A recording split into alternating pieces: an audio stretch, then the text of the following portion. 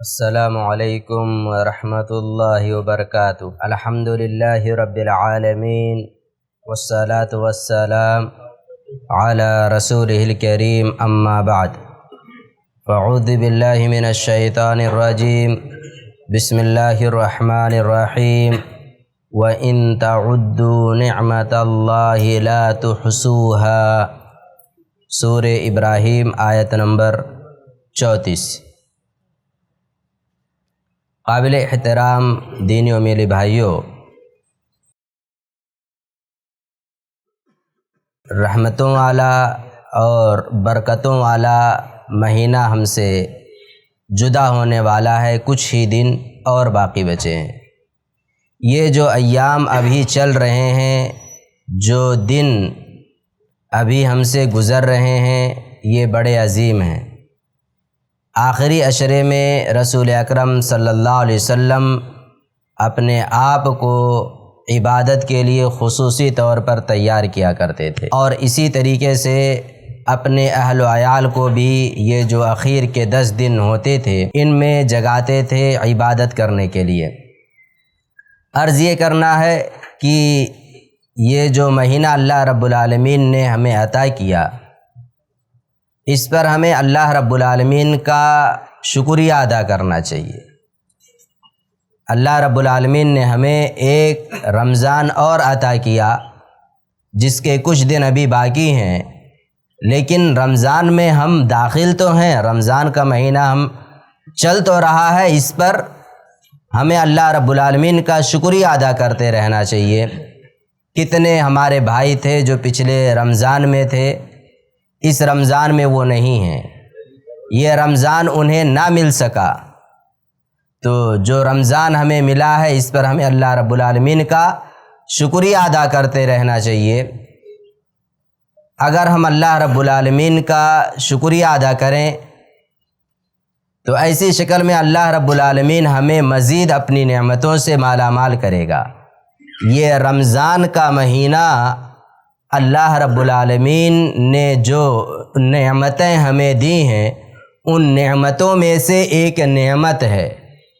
رمضان کا ملنا یہ اللہ رب العالمین کی عظیم نعمت میں سے ایک نعمت ہے، جس نعمت سے ہم تمام مسلمانوں کو بھرپور فائدہ اٹھانا چاہیے، اور اس نعمت کے مل جانے پر اللہ رب العالمین کا بے انتہا شکر گزار بندہ بننا چاہیے، کیونکہ اس نعمت کو جو بندہ پاتا ہے، وہ کئی ساری عبادتوں کو چاہے تو اکٹھا کر سکتا ہے۔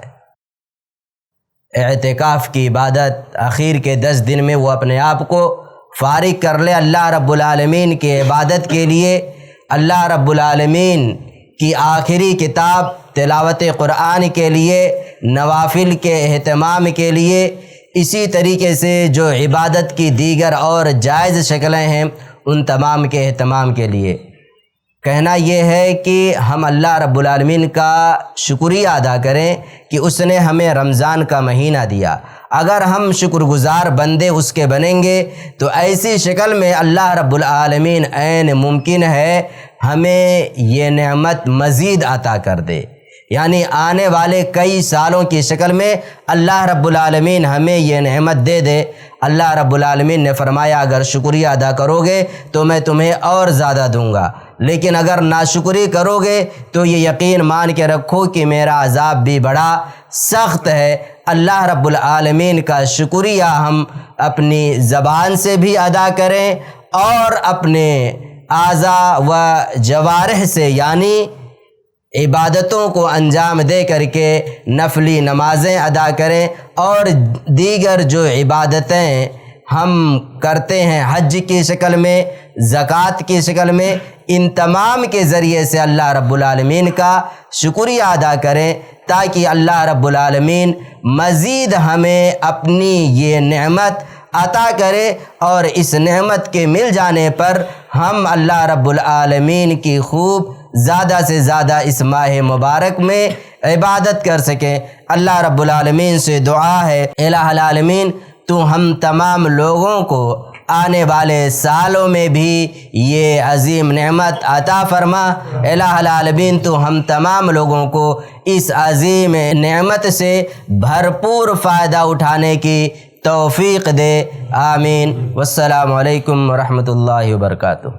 ایسے ہی فائدہ مند اسلامک ویڈیوز دیکھنے اور منہج سلف پر کتاب و سنت کی تعلیمات کو عام کرنے میں ہمارا تعاون کریں، تاکہ آپ کے لیے ذریعہ نجات، جنت کے حصول کا سبب، ساتھ ہی مال میں برکت و اضافے کا ذریعہ بھی بنے، آمین۔ جزاک اللہ خیرن۔